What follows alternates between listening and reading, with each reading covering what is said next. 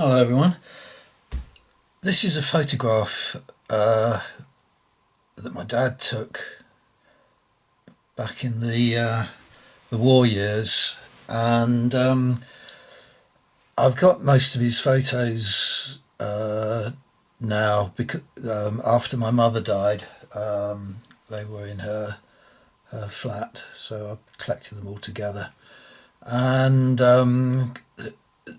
back in it was during the COVID lockdown. I scanned quite a few of them and sent them on to the curator of the Regimental Museum of the King's Own Royal Regiment up in Lancaster, and that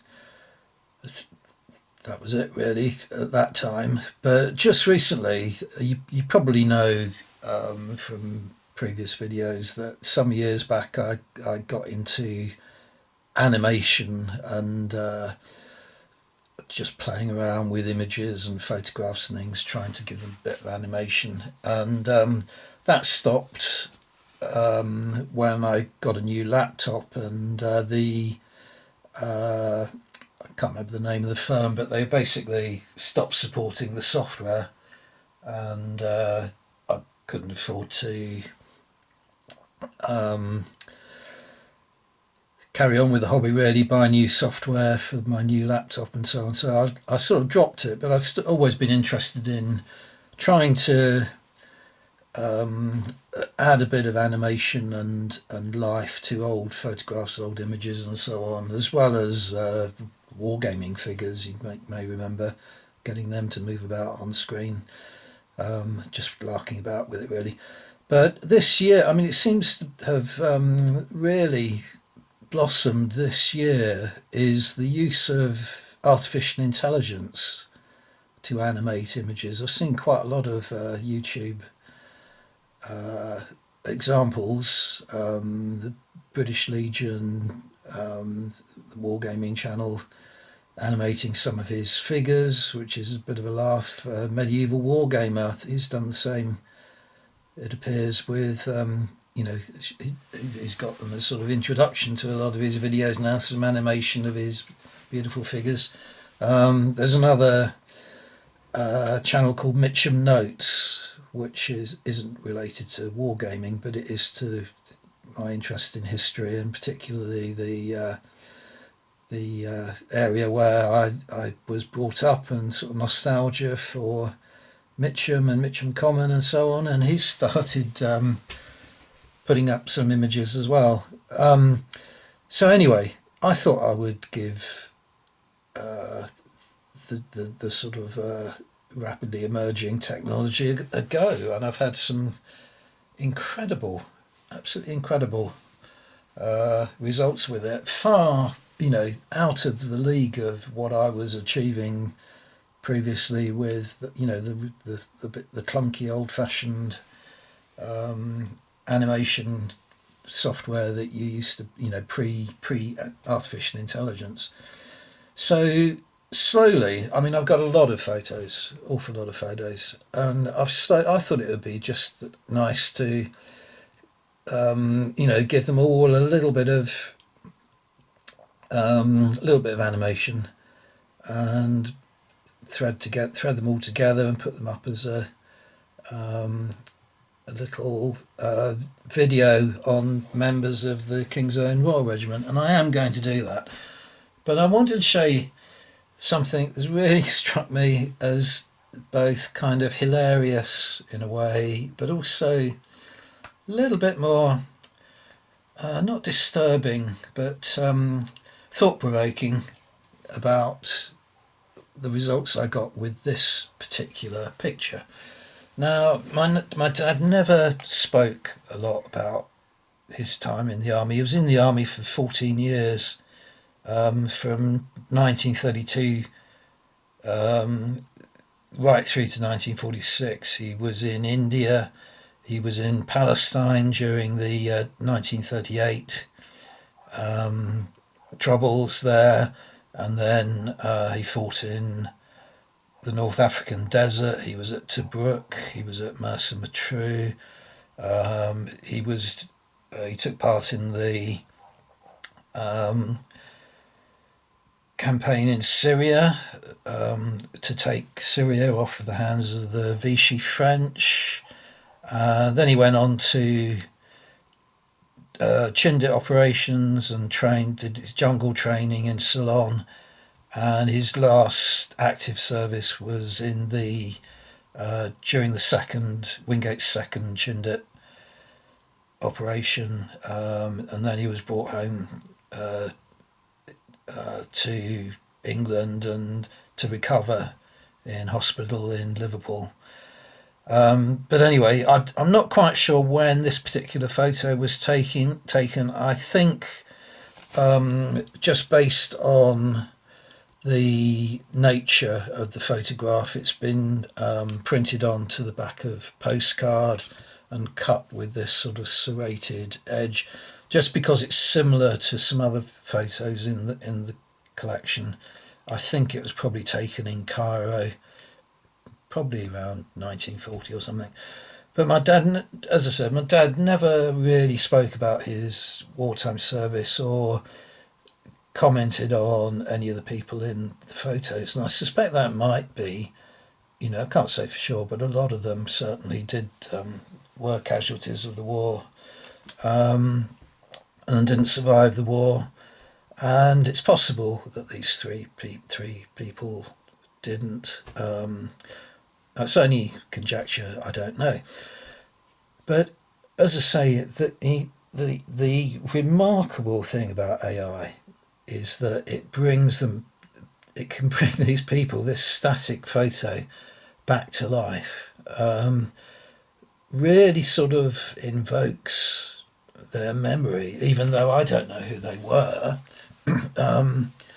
It does bring them back to life. Whether it was that their life ended during the war, or whether they lived to a later age. But the AI, you'll know if you experiment with it. It can really be, depending on the limitations you put on it, when you're setting up the parameters of how the animation is going to take place, it can really be inventive. And on two particular attempts to get this picture animated, the camera actually pans. On one occasion it pans to the left, on another it pans to the right. There's some complete stranger, different person on each occasion, sat drinking beer with them, chatting away. Clearly an invention of the AI, but it does make you wonder. I mean, I've been reading a lot, again, as you'll know if you've been following my videos, I've been reading a lot of Jung and the psychology and also parapsychology. Now, I won't go into it too much in this instance, but the main premise of Jung's thinking was that we all share a collective unconscious. So we share it and it exists somewhere. It doesn't exist in our individual brains, because if it did, we wouldn't be able to share the kind of archetypal symbolism and so on that we have in our dreams. There would be nothing in common between one person's imagination and another. So he was of the opinion that this collective unconscious existed outside of our bodies, so that we could share it, and it was possible that unconscious could emanate into the real world. which was the cause of a lot of paranormal events, such as telepathy, telekinesis, precognition, that kind of thing. So after having a good laugh and good chuckle at these two geezers photobombing, this group here, almost pushing themselves in and intruding on their convivial drink together, I did begin to wonder, because the collective unconscious, these three guys would have shared that conscious, and not only shared it with each other and with their contemporaries. It's something that exists beyond time and space. So we share the same collective unconscious with them now, and they shared it with us then, even though we didn't exist. So it did make me wonder, who are these other two guys? Are they simply an emanation out of artificial intelligence? And is artificial intelligence itself communicating with that other dimension where our artificial intelligence, our collective unconscious exists? It's quite possible that is the case, because numbers existed outside of our brains as well, according to Jung. Numbers behaved irrationally and had an autonomy of their own. And artificial is just numbers, it's computer programming. So, it doesn't take too much of a leap of faith, really, to imagine that the artificial intelligence is actually allowing the men in this photograph to communicate with us. And is it possible that those two other people are related to them in some way? Do they exist in the present day? Are they relatives? Are they the sons or the grandsons that these men had, or maybe never had? If they died and didn't have family, maybe they're just the thing that might possibly have happened, in another world and another time. But the collective unconscious sort of communicates across. It's spread across all those possibilities.